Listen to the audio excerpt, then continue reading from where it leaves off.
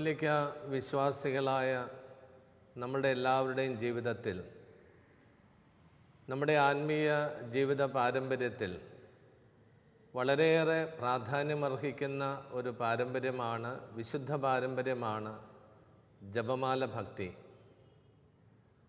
പരിശുദ്ധ അമ്മയോടുള്ള നമ്മളുടെ ആത്മബന്ധം വിളിച്ചറിയിക്കുന്നതും പരിശുദ്ധ അമ്മയിലുള്ള നമ്മുടെ ആശ്രയത്വം വിളിച്ചോതുന്നതുമായ ഒരു ഭക്തിയാണ് ജപമാല ഭക്തി എന്ന് നമുക്കെല്ലാവർക്കും അറിയാം.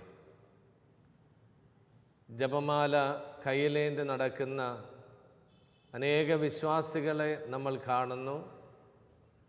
അനുദിനം ജപമാല പ്രാർത്ഥിക്കുന്ന വ്യക്തികളെയും കുടുംബങ്ങളെയും സമൂഹങ്ങളെയും നമ്മൾ കാണുന്നു.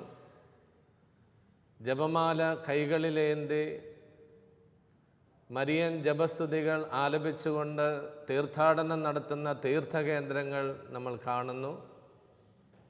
വിഖ്യാതമായ ലൂർദ്, ഫാത്തിമ, വേളാങ്കണ്ണി തുടങ്ങിയ വിശുദ്ധ മരിയൻ തീർത്ഥകേന്ദ്രങ്ങളിലേക്ക് ഒഴുകിയെത്തുന്ന ജനങ്ങളെ നമ്മൾ കാണുന്നു.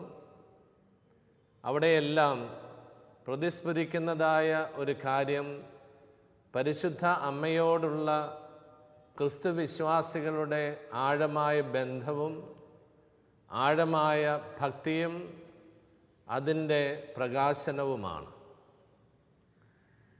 കത്തോലിക്കരായ വിശ്വാസികളുടെ ആത്മീയ ജീവിതത്തെ ഉറപ്പിച്ചു നിർത്തുന്ന പ്രധാനപ്പെട്ട കാര്യങ്ങളിലൊന്ന് പരിശുദ്ധ അമ്മയോടുള്ള ഭക്തിയാണ്. കത്തോലിക്ക വിശ്വാസികൾക്ക് അവരുടെ ആധ്യാത്മിക ജീവിതം പടുത്തുയർത്തുവാനും നിലനിർത്തുവാനും ഏതാനും വഴികളുണ്ട് എന്ന് നമുക്കെല്ലാവർക്കും അറിയാം. അത് കൂദാശകളിലുള്ള നമ്മളുടെ വിശ്വാസമാണ്. സഭയുടെ 7 കൂദാശകളെ നമ്മൾ വിശ്വസിക്കുന്നു. അതിൽ ഏറ്റവും കൂടുതലായി വിശുദ്ധ കുർബാനയിലുള്ള നമ്മുടെ വിശ്വാസമാണ് കത്തോലിക്ക ആധ്യാത്മിക ജീവിതത്തിൻ്റെ തന്നെ അടിസ്ഥാനമായിട്ട് നമ്മൾ ഏറ്റുപറയുന്നത്. വിശുദ്ധ കുർബാനയോടുള്ള ഭക്തി കത്തോലിക്ക വിശ്വാസികളുടെ ആധ്യാത്മിക ജീവിതത്തിൻ്റെ അടിസ്ഥാനമാണ്. അവരുടെ ആത്മീയ ജീവിതത്തിൻ്റെ ശക്തി സ്രോതസ്സും ആധ്യാത്മികത പോലും വിശുദ്ധ കുർബാനയിൽ കേന്ദ്രീകരിച്ചുള്ളതാണ്. ഒപ്പം തന്നെ വചനാധിഷ്ഠിതമായ ജീവിതം. കത്തോലിക്ക വിശ്വാസികൾ കർത്താവിൻ്റെ വചനത്തിൽ അധിഷ്ഠിതമായ ഒരു ജീവിതം നയിക്കുന്ന വചനധ്യാനം, വചനവായന, വചനം പങ്കുവയ്ക്കൽ, ഇതെല്ലാം കത്തോലിക്ക വിശ്വാസ ജീവിതത്തിൻ്റെ അടിസ്ഥാനങ്ങൾ തന്നെയാണ്. എന്നാൽ അത് കഴിഞ്ഞാൽ കത്തോലിക്ക വിശ്വാസ ആധ്യാത്മികതയുടെ അടിസ്ഥാനങ്ങളിൽ പ്രധാനമായിട്ട് നിൽക്കുന്ന ഒന്നാണ് മരിയ ഭക്തി. അമ്മയിൽ അധിഷ്ഠിതമായ, അമ്മയുടെ മാതൃക സ്വന്തമാക്കിക്കൊണ്ടും അമ്മയുടെ മാധ്യസ്ഥം യാചിച്ചുകൊണ്ടും അമ്മയുടെ സംരക്ഷണയെ സ്വയം ഏൽപ്പിച്ചുകൊണ്ടും ഈ ലോക ജീവിതത്തിൽ മുന്നേറുന്നവരാണ് കത്തോലിക്ക സഭയിലെ വിശ്വാസികളായ ഓരോ അംഗവും. തീർച്ചയായും കത്തോലിക്ക വിശ്വാസ പാരമ്പര്യത്തിൽ പ്രധാനപ്പെട്ട ഒന്നുകൂടിയുണ്ട്. അത് പരിശുദ്ധ പിതാവിനോടുള്ള നമ്മുടെ ഭക്തിയാണ്. ഇങ്ങനെ കത്തോലിക്ക വിശ്വാസ ജീവിതത്തെ പിടിച്ചു നിർത്തുന്ന അടിസ്ഥാന ഘടകങ്ങളിൽ പ്രധാനപ്പെട്ടതാണ് മരിയ ഭക്തി. കുരിശിൽ കിടന്നുകൊണ്ട് കുരിശിൻ ചുവട്ടിലായിരുന്ന വിശുദ്ധ യോഹന്നാൻ്റെ, കർത്താവിൻ്റെ ശിഷ്യഗണത്തിൻ്റെ പ്രതിനിധിയായി കുരിശിൻ ചുവട്ടിൽ നിന്ന വിശുദ്ധ യോഹന്നാനെ കുരിശിൽ കിടന്നുകൊണ്ട് തൻ്റെ മരണത്തിന് മുമ്പ് പരിശുദ്ധ അമ്മയ്ക്ക് ഏൽപ്പിച്ചു കൊടുക്കുന്ന വിശുദ്ധമായ രംഗം യോഹന്നാൻ്റെ സുവിശേഷം 19-ാം അധ്യായത്തിൽ 25 മുതലുള്ള വാക്യങ്ങളിൽ നമ്മൾ വായിക്കുന്നുണ്ട്. സ്ത്രീയെ, ഇതാ നിൻ്റെ മകനെന്ന് പറഞ്ഞ് യോഹന്നാനെ അമ്മയുടെ സംരക്ഷണയ്ക്ക് ഏൽപ്പിക്കുന്ന കർത്താവിൻ്റെ തിരുവചനങ്ങൾ. തിരിച്ച് യോഹന്നാനോട് ഈശോ പറഞ്ഞു, മാതാവിനെ ചൂണ്ടിക്കാണിച്ചുകൊണ്ട്, യേശുവിൻ്റെ അമ്മയെ ചൂണ്ടിക്കാണിച്ചുകൊണ്ട് യോഹന്നാനോട് ഈശോ പറയുകയാണ്, ഇതാ നിൻ്റെ അമ്മ. അവിടെ തുടങ്ങിയതാണ് കത്തോലിക്കരും ക്രിസ്ത്യാനികളുടെയും പരിശുദ്ധ അമ്മയോടുള്ള ഭക്തിയുടെ ബന്ധത്തിൻ്റെ അടിസ്ഥാനം. ആ കുരിശിൻ ചുവട്ടിൽ തുടങ്ങിയതാണ്. യേശുവിൻ്റെ അമ്മയെ ഈശോ തൻ്റെ ശിഷ്യന്മാർക്ക് അമ്മയായി ഭരമേൽപ്പിക്കുന്നു, അമ്മയെ ഏൽപ്പിക്കുന്നു, അമ്മയായിട്ട് കൊടുക്കുന്നു, അമ്മയുടെ സംരക്ഷണത്തിന് ഏൽപ്പിക്കുന്നു. ഒപ്പം തന്നെ ക്രിസ്തു ശിഷ്യരെ തൻ്റെ അമ്മയെ സ്വന്തമായിട്ട് നൽകുന്നു. ഈ പാരസ്പര്യ ബന്ധമാണ് കത്തോലിക്ക വിശ്വാസ ജീവിതത്തിൽ മരിയ ഭക്തിയുടെ അടിസ്ഥാനമായിട്ട് നിൽക്കുന്ന ദൈവവചന ഭാഗം. ഈശോ തൻ്റെ അമ്മയെ നമുക്ക് അമ്മയായിട്ട് നൽകുന്നു, നമ്മളെ പരിശുദ്ധ അമ്മയ്ക്ക് ഭരമേൽപ്പിക്കുന്നു. ഈ ഒരു ആത്മബന്ധം ആദിമസഭ മുതൽ വളർന്നു വരുന്നതായി നമ്മൾ പിന്നീട് കാണുന്നു. അപ്പസ്തോലൻ നടപടി പുസ്തകത്തിൽ 1-ാം അധ്യായത്തിൽ തന്നെ 14 മുതലുള്ള വാക്യങ്ങൾ നമ്മൾ വായിക്കുന്നത്, യേശുവിൻ്റെ സ്വർഗാരോഹണത്തിന് ശേഷം കർത്താവിൻ്റെ നിർദ്ദേശപ്രകാരം തന്നെ അവർ ജെറുസലേമിലേക്ക് മടങ്ങി സെഹിയോൻ ശാലയിൽ ആ ഉയർന്ന നിലയിലേക്ക് കടന്ന് അവർ പ്രാർത്ഥനയിൽ വ്യാപരിച്ചിരുന്നുവെന്നാണ്. അവിടെ ഗ്രന്ഥകാരൻ വിശുദ്ധ ലൂക്ക സുവിശേഷകൻ തന്നെയാണ്. അപ്പസ്തോല പ്രവർത്തനങ്ങളുടെ ഗ്രന്ഥകാരൻ നമുക്കറിയാം. അവിടെ എഴുതിയിരിക്കുന്നത്, കർത്താവിൻ്റെ ശിഷ്യന്മാരെല്ലാവരും യേശുവിൻ്റെ അമ്മയായ മറിയത്തോടുകൂടി പ്രാർത്ഥനയിൽ മുഴുകിയിരുന്നുവെന്നാണ്. അമ്മ അവരെ എല്ലാവരെയും ഒരുമിപ്പിച്ച് ആ കൂട്ടായ്മയിൽ സംരക്ഷിക്കുന്നു. അങ്ങനെ അമ്മയോടുകൂടി അവർ പ്രാർത്ഥനയിൽ മുഴുകിയിരുന്ന വലിയൊരു ആത്മീയ അനുഭവം. പെന്തക്കോസ്താ ദിനം വരെ യേശുവിൻ്റെ ശിഷ്യഗണത്തെ മുഴുവനും ഒരുമിച്ച് നിർത്തിയത് പരിശുദ്ധ അമ്മയാണ്. തൻ്റെ കരവലയത്തിൽ, തൻ്റെ സാന്നിധ്യത്തിൽ മക്കളെപ്പോലെ വാത്സല്യം നിറഞ്ഞ സ്നേഹത്തോടുകൂടി ആ ശിഷ്യന്മാരെ എല്ലാവരെയും വത്സല മക്കളെപ്പോലെ സംരക്ഷിച്ച് വളർത്തുന്ന, പരിപാലിക്കുന്ന പരിശുദ്ധ അമ്മയുടെ ഭാവമാണ് സെഹിയോൻ ശാലയിൽ നമ്മൾ കാണുന്നത്. പ്രാർത്ഥനയിലായിരിക്കുന്നു, അമ്മയോടുകൂടി പ്രാർത്ഥനയിലായിരിക്കുന്നു, അമ്മയോടൊപ്പം അവർ പ്രാർത്ഥിക്കുന്നു. ഈ ഒരു കൂട്ടായ്മയിലാണ് പരിശുദ്ധാത്മാവിൻ്റെ ആവാസം അവരിൽ എല്ലാവരിലും ഉണ്ടാകുന്നതും അവരെല്ലാവരും പരിശുദ്ധാത്മാവിൽ നിറയുന്നതും. അങ്ങനെ ശിഷ്യഗണത്തിൽ ആരംഭിച്ച പരിശുദ്ധ അമ്മയോടുള്ള ഈ ഒരു ആത്മബന്ധം, ഈ ഒരു ആത്മീയ ബന്ധം പിന്നീട് സഭയിൽ തുടരുകയാണ് ഇന്ന് ഈ കാലഘട്ടം വരെ. എന്നാൽ കത്തോലിക്കാ സഭയ്ക്കാണ് പരിശുദ്ധ അമ്മയോടുള്ള ഭക്തിയിൽ ഏറ്റവും ഉന്നതമായൊരു ആത്മബന്ധവും ആത്മീയ ബന്ധവും ഉള്ളതെന്ന് നമുക്ക് ഉറപ്പിച്ച് പറയുവാൻ സാധിക്കും. മറ്റ് സഭകളിലും പരിശുദ്ധ അമ്മയോട് ഭക്തികളും ബന്ധങ്ങളും ഒക്കെ ഉണ്ടെങ്കിലും അമ്മയോട് ഏറ്റവും അധികം ആത്മബന്ധവും ആത്മീയ ബന്ധവും പുലർത്തുന്നൊരു സഭയാണ് കത്തോലിക്ക തിരുസഭ. പരിശുദ്ധ അമ്മയോടുള്ള ഭക്തി പല വിധത്തിൽ സഭ പ്രകടമാക്കുന്നുണ്ട്. അമ്മയുടെ പരിശുദ്ധമായ നാമം സ്വീകരിച്ചുകൊണ്ട് അമ്മയോടുള്ള ഭക്തിയിൽ വളരുന്ന വ്യക്തികളും സ്ഥാപനങ്ങളുമൊക്കെയുണ്ട്. പരിശുദ്ധ അമ്മയുടെ മാതൃക അനുകരിച്ച് ആത്മീയ ജീവിതം കെട്ടിപ്പടുക്കുവാൻ പരിശ്രമിക്കുന്ന വിശ്വാസികളുടെ ഗണങ്ങളുണ്ട്. പരിശുദ്ധ അമ്മയുടെ മാധ്യസ്ഥം പ്രാർത്ഥിച്ചുകൊണ്ടുള്ള പ്രാർത്ഥനാ ശൈലികളും പ്രാർത്ഥനാ രീതികളും ഭക്ത അഭ്യാസങ്ങളുമുണ്ട്. പരിശുദ്ധ അമ്മയുടെ സ്തുതിക്കായി നടത്തപ്പെടുന്ന തിരുനാളുകൾ, ആ തിരുനാൾ ആഘോഷങ്ങൾ, ആചാരങ്ങൾ എല്ലാം അമ്മയോടുള്ള ഭക്തിയുടെ ശക്തമായ പ്രകടനങ്ങളാണ്. എന്നാൽ കത്തോലിക്ക സഭാ പാരമ്പര്യത്തിൽ വളരെയേറെ പ്രധാനപ്പെട്ടതാണ് പരിശുദ്ധ അമ്മയോടുള്ള ജപമാല ഭക്തി. നൂറ്റാണ്ടുകൾ പഴക്കമുള്ളതാണ് ഈ ജപമാല ഭക്തി എന്ന് നമുക്കറിയാം. നമ്മൾ സാധാരണഗതിയിൽ സഭാ പാരമ്പര്യത്തിൽ 153 മണി ജപമെന്നാണ് അറിയപ്പെട്ടിരുന്നത്. അതിനൊരു കാരണമുണ്ട്. പഴയ നിയമത്തിൽ ഭക്തരായ യഹൂദർ അല്ലെങ്കിൽ യഹൂദ സന്യാസിമാർ 150 സങ്കീർത്തനങ്ങളും ദിവസവും ചൊല്ലിയിരുന്നവരാണ്. അതാണ് ഭക്തിയുടെ ഒരു പ്രകടനമായിട്ട് അവർ സൂക്ഷിച്ചിരുന്നത്. വിശുദ്ധ ഗ്രന്ഥത്തിലെ 150 സങ്കീർത്തനങ്ങളും ദിവസവും ചൊല്ലി അവരുടെ ആധ്യാത്മികത, പ്രാർത്ഥനാ ജീവിതത്തെ ശക്തിപ്പെടുത്തിയിരുന്നതായി പാരമ്പര്യമുണ്ട്.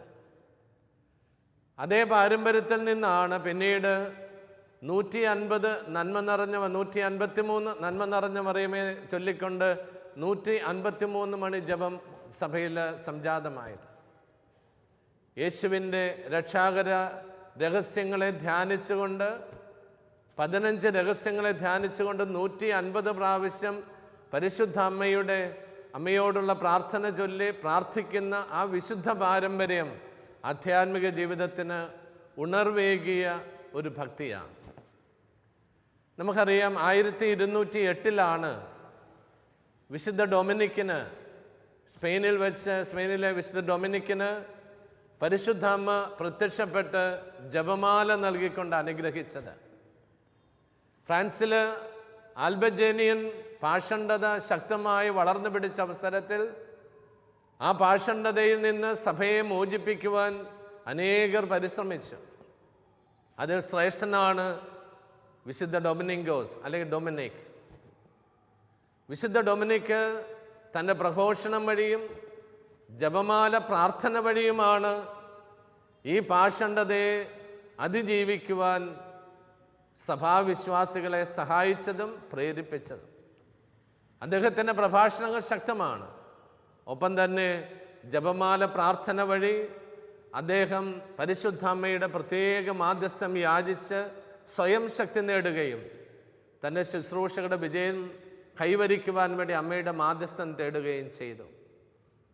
അങ്ങനെ വിശുദ്ധ ഡൊമിനിക്കിലൂടെ ഈ ജപമാല ഭക്തി അനേകായിരങ്ങളിലേക്ക്, അനേക ഭൂഖണ്ഡങ്ങളിലേക്ക് വ്യാപിച്ചു എന്ന് നമുക്കറിയാം. സാവധാനം പ്രേക്ഷിതരിലൂടെ, ഡൊമിനിക്കൻ സന്യാസ സമൂഹങ്ങളിലൂടെ, കൺഫ്രറ്റേണിറ്റീസ് ഓഫ് ഹോളി റോസറി എന്നുള്ള അല്ലെങ്കിൽ ജപമാല സഖ്യങ്ങളിലൂടെ ആഗോള സഭയിൽ ജപമാല ഭക്തി പടരുകയാണ് ചെയ്തത്, പ്രചരിക്കുകയാണ് ചെയ്തത്.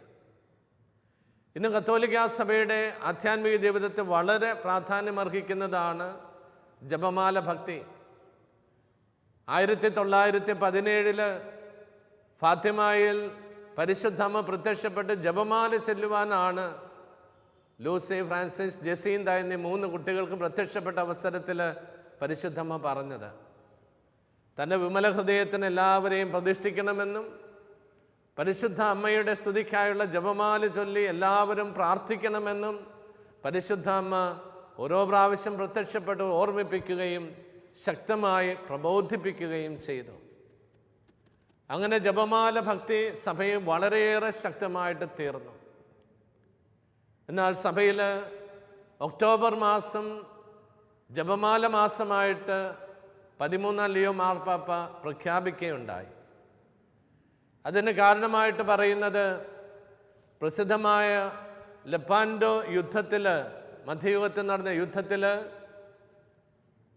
ക്രിസ്തീയ സൈന്യം തുർക്കികളുമായിട്ടുള്ള യുദ്ധത്തിൽ ഏർപ്പെട്ടിരുന്ന അവസരത്തിൽ അതിൻ്റെ വിജയത്തിന് വേണ്ടി 5-ാം പിയൂസ് മാർപ്പാപ്പ ജനങ്ങളോട് ജപമാല ചൊല്ലി പ്രാർത്ഥിക്കുവാൻ പറഞ്ഞു. പഴയ നിയമത്തിലെ മോശ ഇസ്രായേൽ ജന അമലേക്യരുമായി നടത്തുന്ന യുദ്ധത്തിൽ ഇസ്രായേൽ ജനം ശക്തി പ്രാപിക്കുവാൻ വേണ്ടി, ഇസ്രായേൽ സൈന്യത്തിൻ്റെ ശക്തിക്ക് വേണ്ടി കരങ്ങളുയർത്തി പ്രാർത്ഥിച്ചതുപോലെ പരിശുദ്ധ പിതാവ് 5-ാം പിയൂസ് മാർപ്പാപ്പ ജനങ്ങളോട് പറഞ്ഞു, നിങ്ങൾ ജപമാല കൈകളിലേന്തി പ്രാർത്ഥിക്കാൻ പറഞ്ഞു. അങ്ങനെ ജനം മുഴുവനും ജപമാല ചൊല്ലി പ്രാർത്ഥിച്ചു. അത്ഭുതകരമായ യുദ്ധം വിജയിക്കുകയും ആയിരക്കണക്കിന് വിശ്വാസികൾ സുരക്ഷിതരാക്കപ്പെടുകയും ചെയ്തു. ഈ വിജയത്തിൻ്റെ ഓർമ്മയ്ക്കായിട്ടാണ് ജപമാല രാജ്ഞിയുടെ തിരുനാൾ പോലും സഭയിൽ പരിശുദ്ധ പിതാവ് സ്ഥാപിച്ചത്. എന്നാൽ 13-ാം ലിയോ മാർപ്പാപ്പയാണ് ഒക്ടോബർ മാസം ജപമാല രാജ്ഞിക്ക് പ്രത്യേകമായി പ്രതിഷ്ഠിച്ചുകൊണ്ടും ജപമാല ഭക്തിക്ക് വേണ്ടി പ്രത്യേകം നീക്കിവെച്ചുകൊണ്ടും ഇങ്ങനൊരു പ്രഖ്യാപനം നടത്തിയത്. ഇന്ന് കത്തോലിക്കാ സഭയിൽ എല്ലായിടത്തും ഒക്ടോബർ മാസം ജപമാല മാസമായിട്ട് ആചരിക്കുന്നു. ഒക്ടോബർ 7-ാം തീയതി ജപമാല രാജ്ഞിയുടെ തിരുനാളായി സാർവത്രിക സഭ ആഘോഷിക്കുന്നു. ഈ ജപമാല ഭക്തി നമ്മുടെ എല്ലാവരുടെയും ആത്മീയ ജീവിതത്തിൻ്റെ ഭാഗമാണെന്ന് ഞാൻ നിങ്ങളെ ഓർമ്മിപ്പിച്ചു.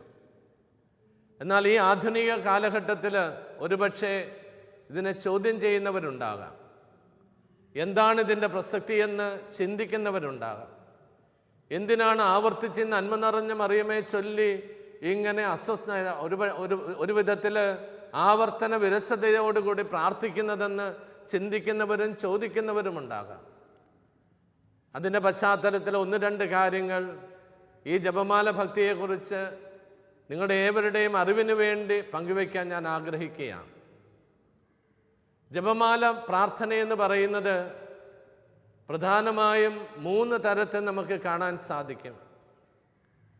അതിലൊന്നാമത്തത് ജപമാല മറിയത്തിനുള്ള ഒരു സ്തോത്രഗീതമാണ്. ജപമാല പ്രാർത്ഥിക്കുമ്പോൾ അതിലെ ഓരോ നന്മ നിറഞ്ഞ മറിയമേ എന്ന ജപം ചൊല്ലുമ്പോഴും പരിശുദ്ധ അമ്മയെ നമ്മൾ സ്തുതിക്കുകയാണ്. നന്മ നിറഞ്ഞ മറിയമേ സ്വസ്തി, കർത്താവ് നിന്നോടുകൂടെ എന്ന് ഗബ്രിയേൽ മാലാഖ മറിയത്തിന് പ്രത്യക്ഷപ്പെട്ട അവസരത്തിൽ ആശംസിച്ച തിരുവചനങ്ങൾ ഉച്ചരിച്ചുകൊണ്ടാണ് ഓരോ നന്മ നിറഞ്ഞ മറിയമേ എന്ന ജപവും ആരംഭിക്കുന്നത്. മറിയത്തിനുള്ളൊരു സ്തുതി ചൊല്ലലാണത്. പരിശുദ്ധ അമ്മയ്ക്ക്, നമ്മുടെ അമ്മയ്ക്ക് നമ്മൾ കൊടുക്കുന്ന ഒരു അഭിവാദനമാണത്. നന്മ നിറഞ്ഞ മറിയമേ സ്വസ്തി. ഇത് നമ്മൾ ഭക്തിയോടുകൂടി ചൊല്ലുമ്പോൾ, പരിശുദ്ധ അമ്മയുടെ തിരുസ്വരൂപത്തിൻ്റെ മുമ്പാകെ നിന്ന് നമ്മളത് ചൊല്ലുമ്പോൾ, പരിശുദ്ധ അമ്മയുടെ പ്രതിഷ്ഠിതമായൊരു രൂപത്തിൻ്റെ മുമ്പിൽ നിന്ന് നമ്മളത് ചൊല്ലുമ്പോൾ, അമ്മയുടെ മുഖത്ത് നോക്കി ചൊല്ലാൻ നമുക്കത് സാധിച്ചാൽ അത് ശക്തമായൊരു അഭിവാദനമാണ്, സ്തോത്രഗീതമാണ്, സ്തുതിഗീതമാണ്. ആ നന്മ നിറഞ്ഞ പ്രാർത്ഥനയുടെ രണ്ടാമത്തെ ഭാഗം നമുക്കറിയാം. നന്മ നിറഞ്ഞ മറിയമേ സ്വസ്തി, കർത്താവ് നിന്നോടുകൂടെ, സ്ത്രീകളിൽ നീ അനുഗ്രഹിക്കപ്പെട്ടവളാകുന്നു, നിന്റെ ഉദരത്തിൻ്റെ ഫലമായി ഈശോ അനുഗ്രഹിക്കപ്പെട്ടവനാകും.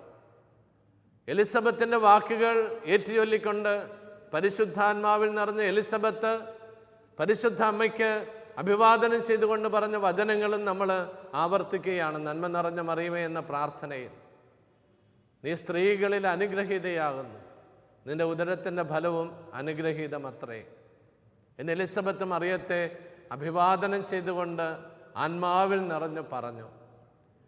വീണ്ടും എലിസബത്ത് പറഞ്ഞു, കർത്താവ് അരുളി ചെയ്ത കാര്യങ്ങൾ നിറവേറുമെന്ന് വിശ്വസിച്ച നീ ഭാഗ്യവതി അത്രേ. നമ്മുടെ അമ്മയായ പരിശുദ്ധ മറിയത്തെ നമ്മളെ അഭിവാദനം ചെയ്യുന്നു, അമ്മയ്ക്ക് സ്തുതി ചൊല്ലുന്നു. അമ്മയുടെ മഹത്വം നമ്മൾ ആത്മാവിൽ നിറഞ്ഞ് വിളിച്ചോതിയ എലിസബത്തിനോട് ചെന്ന് വിളിച്ചോതുന്നു. അതുകൊണ്ടാണ് ഞാൻ പറഞ്ഞത്, ജപമാല പരിശുദ്ധ അമ്മയ്ക്കുള്ളൊരു സ്തുതി ഗീതമാണ്, അതൊരു സ്തോത്രഗീതമാണ്, ഒരു അഭിവാദനമാണ്. നമ്മുടെ അമ്മയെ നമ്മൾ ബഹുമാനിക്കുന്നു, ആദരിക്കുന്നു, അമ്മയെ നമ്മൾ ഏറ്റുപറയുന്നു. ഓരോ നന്മ നിറഞ്ഞ അമ്മ എന്ന പ്രാർത്ഥനയിലും ഈ ഒരു ബോധ്യം നമുക്ക് വേണം. പരിശുദ്ധ അമ്മയ്ക്ക് നമ്മൾ നൽകുന്ന ഒരു സ്തോത്രഗീതത്തിൻ്റെ മാലയായിട്ട് ജപമാല മാറുന്നു.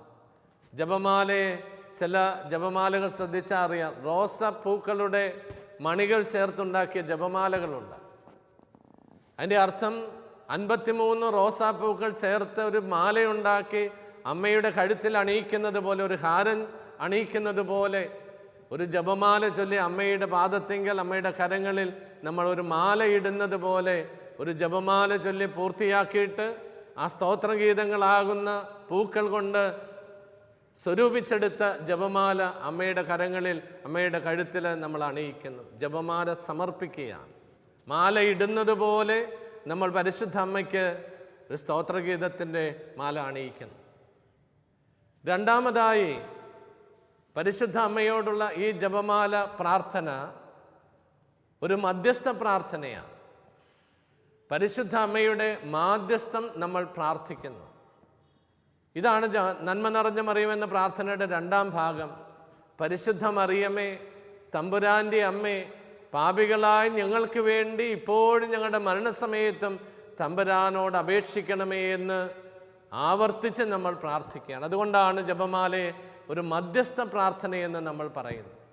ശക്തമായ മധ്യസ്ഥ പ്രാർത്ഥനയാണത്. 53 പ്രാവശ്യം നമ്മൾ മാധ്യസ്ഥം പ്രാർത്ഥിക്കുന്നു. ആദ്യത്തെ 3 പ്രാർത്ഥനകൾ നമുക്ക് എല്ലാവർക്കും അറിയാം. പിതാവായ ദൈവത്തോട്, രണ്ടാമത് പുത്രനായ ദൈവത്തോട്, മൂന്നാമത്തെ പരിശുദ്ധാത്മാവിനോട്. പരിശുദ്ധ അമ്മയ്ക്ക് ഈ 3 പേരോടുമുള്ള ഭക്തി ബന്ധം ഏറ്റുപറഞ്ഞുകൊണ്ടാണ് നമ്മൾ പ്രാർത്ഥിക്കുന്നത്.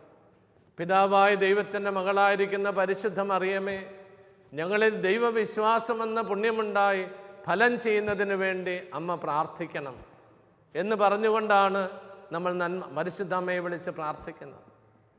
രണ്ടാമത്തെ നമ്മൾ പറയുന്നത്, പുത്രനായ ദൈവത്തിൻ്റെ മാതാവായിരിക്കുന്ന പരിശുദ്ധ മറിയമേ, ഞങ്ങളിൽ ദൈവശരണമെന്ന പുണ്യമുണ്ടായി വളരുന്നതിന് അങ്ങേ തിരുക്കുമാരനോട് അപേക്ഷിക്കണമേ എന്ന് പറഞ്ഞ് അമ്മയോട് പ്രാർത്ഥിക്കുക. മൂന്നാമത് പരിശുദ്ധാത്മാവായ ദൈവത്തിന് ഏറ്റവും പ്രിയമുള്ള പരിശുദ്ധ മറിയമേ, ഞങ്ങളിൽ ദൈവസ്നേഹമെന്ന പുണ്യമുണ്ടായി വർദ്ധിക്കുന്നതിനായി അമ്മ പ്രാർത്ഥിക്കണം. ഇത്രയും സുന്ദരമായ പ്രാർത്ഥനയാണത്. ഓരോ കൃപയ്ക്ക് വേണ്ടിയാണ് അമ്മയുടെ മാധ്യസ്ഥം പ്രാർത്ഥിക്കുന്നത്. അതുകൊണ്ടാണ് ഇന്ന് ജപമാല ചൊല്ലുമ്പോൾ ഓരോ രഹസ്യത്തിനും ഓരോ പ്രത്യേക നിയോഗം വെച്ച് നമ്മൾ പ്രാർത്ഥിക്കണമെന്ന് പറയുന്നത്. എങ്കിലേ ആ പ്രാർത്ഥനയ്ക്ക് അർത്ഥമുണ്ടാവുകയുള്ളൂ. അപ്പോൾ ഒരു നിയോഗം വെച്ച് ഒരു രഹസ്യത്തിന് മംഗളവാർത്തയിൽ ഈശോയുടെ ജനനത്തെ അറിയിച്ചുകൊണ്ടുള്ള 1-ാം രഹസ്യത്തെ നമ്മൾ ധ്യാനിക്കുമ്പോൾ, കർത്താവിൻ്റെ ഹിതത്തിന് ഇതാ കർത്താവിൻ്റെ ദാസി എന്ന് പറഞ്ഞ് സമർപ്പിച്ച മറിയത്തെ പോലെ അമ്മേ മാതാവേ, ദൈവഹിതത്തിന് കീഴ്വഴങ്ങി ജീവിക്കുവാൻ വേണ്ട അനുഗ്രഹത്തിനായി അമ്മ പ്രാർത്ഥിക്കണമേ എന്ന് പറഞ്ഞുകൊണ്ട് നമ്മൾ ആ 10 നന്മ നിറഞ്ഞ മറിയമേ എന്ന ജപം ചൊല്ലുമ്പോഴും അതിനർത്ഥമുണ്ടാകുന്നു. ഓരോ നന്മ നിറഞ്ഞ പ്രാർത്ഥനയിലും നമ്മൾ പറയുകയാണ്, പരിശുദ്ധാമ്മേ, ഈ കൃപയ്ക്ക് വേണ്ടി അമ്മ പ്രാർത്ഥിക്കണം. അങ്ങനെ ഓരോ രഹസ്യത്തിനും നമുക്ക് നിയോഗം വെച്ച് ചെല്ലുവാൻ സാധിക്കും. അതോടൊപ്പം തന്നെ ജപമാലയ്ക്ക് മുഴുവനായും ഒരു പ്രത്യേക നിയോഗം വെച്ചുകൊണ്ട് നമ്മൾ പ്രാർത്ഥിച്ചാൽ ആ ജപമാല പ്രാർത്ഥന അർത്ഥപൂർണമാകും, ശക്തമാകും. മൂന്നാമത്തത് ദിവ്യരഹസ്യങ്ങളുടെ ധ്യാനമാണ് ജപമാല. സന്തോഷത്തിൻ്റെ രഹസ്യങ്ങളായാലും പ്രകാശത്തിൻ്റെ രഹസ്യങ്ങളായാലും ദുഃഖത്തിൻ്റെ രഹസ്യങ്ങളായാലും മഹിമയുടെ രഹസ്യങ്ങളാണെങ്കിലും രക്ഷാകര ചരിത്രത്തിലെ പ്രധാന സംഭവങ്ങളെ ധ്യാനിച്ചുകൊണ്ടാണ് ഈ ജപമാല പ്രാർത്ഥന നമ്മൾ നടത്തുന്നത്. ആ രക്ഷാകര രഹസ്യങ്ങളെ ധ്യാനിക്കും തോറും നമ്മുടെ ജീവിതത്തിൽ, വിശ്വാസ ജീവിതത്തിൽ ഉറപ്പ് ശക്തമാകുന്നു. നമ്മൾ വിശ്വാസ രഹസ്യങ്ങളിൽ ആഴപ്പെട്ട് നിലനിൽക്കാനും വളരാനും അത് നമ്മളെ സഹായിക്കുന്നു. അവസാനമായി ജപമാല ഇന്ന് നമ്മളെല്ലാവരും കൈകളിൽ വഹിക്കുന്നവരുണ്ട്, മോതിരങ്ങളായിട്ട് അണിയുന്നവരുണ്ട്, കഴുത്തിൽ ധരിക്കുന്നവരുണ്ട്. ഇതെല്ലാം വലിയൊരു ഭക്തിയുടെ പ്രകാശനമാണ്. പരിശുദ്ധ അമ്മയോടുള്ള നമ്മുടെ ബന്ധത്തിൻ്റെ അടയാളമായിട്ടാണ് നമ്മൾ അമ്മയുടെ മോതിരങ്ങൾ, ജപമാല മോതിരം ധരിക്കുന്നതും ജപമാല കൈകളിൽ പിടിക്കുന്നതും അതോടൊപ്പം തന്നെ കഴുത്തിൽ ധരിക്കുന്നതുമെല്ലാം. അമ്മയുടെ സംരക്ഷണയ്ക്ക് നമ്മൾ ഏൽപ്പിക്കപ്പെട്ടിരിക്കുന്നു എന്നതിൻ്റെ അടയാളമാണത്. അമ്മ നമ്മുടെ സംരക്ഷകയാണെന്ന് നമ്മളെ തന്നെ ബോധ്യപ്പെടുത്തുന്ന ഒരു ഉപാധിയായിട്ട് നമ്മുടെ കഴുത്തിൽ അണിയുന്ന ജപമാലയും കരങ്ങളിൽ വഹിക്കുന്ന ജപമാലയും മോതിരമായിട്ടുമൊക്കെ അണിയുന്ന ജപമാലയും എല്ലാം നമ്മളെ സഹായിക്കുന്നു. ഇങ്ങനെ പരിശുദ്ധ അമ്മയോടുള്ള ആത്മബന്ധത്തിൽ നിലനിൽക്കാനും ഈ ആത്മബന്ധത്തിൽ വളർന്ന് സ്വർഗത്തെ ലക്ഷ്യമാക്കിയുള്ള നമ്മുടെ ജീവിതയാത്രയിൽ അമ്മയുടെ കരം പിടിച്ച് നടക്കുന്നത് പോലെ ജപമാല കയ്യിൽ ഏന്തിക്കൊണ്ട് അമ്മയുടെ കൂടെ നടന്ന് സ്വർഗത്തിൽ എത്തിച്ചേരുവാനും പരിശുദ്ധ അമ്മയോടുള്ള ഭക്തിയും അതിൽ പ്രധാനമായി പരിശുദ്ധ ജപമാല ഭക്തിയും നമ്മളെ ഏവരെയും സഹായിക്കട്ടെ. അമ്മയുടെ കരം പിടിച്ച് നടക്കുന്ന ആർക്കും വഴിതെറ്റുകയില്ല എന്ന ബോധ്യത്തോടുകൂടി, അമ്മ എല്ലാവരെയും സ്വർഗത്തിലേക്ക് മാത്രമേ നയിക്കൂ എന്ന ബോധ്യത്തോടുകൂടി, അമ്മയുടെ ശക്തമായ കരം പിടിച്ചുകൊണ്ട് മക്കളുടെ വാത്സല്യത്തോടുകൂടി സ്വർഗത്തെ ലക്ഷ്യമാക്കി ഈ ലോകത്തിലൂടെ യാത്ര ചെയ്യുവാൻ ക്രിസ്തുവിശ്വാസികളും മര്യഭക്തരുമായ നിങ്ങൾക്കെല്ലാവർക്കും കഴിയട്ടെ എന്ന് പ്രത്യേകമായിട്ട് പ്രാർത്ഥിക്കുന്നു. അമ്മയുടെ മാധ്യസ്ഥവും സംരക്ഷണവും നിങ്ങൾക്കെല്ലാവർക്കും, എല്ലാ ജപമാല ഭക്തർക്കും കാവലായിരിക്കട്ടെ എന്ന് പ്രാർത്ഥിക്കുകയും ആശംസിക്കുകയും ചെയ്യുന്നു. ദൈവം നിങ്ങളെല്ലാവരെയും അനുഗ്രഹിക്കട്ടെ.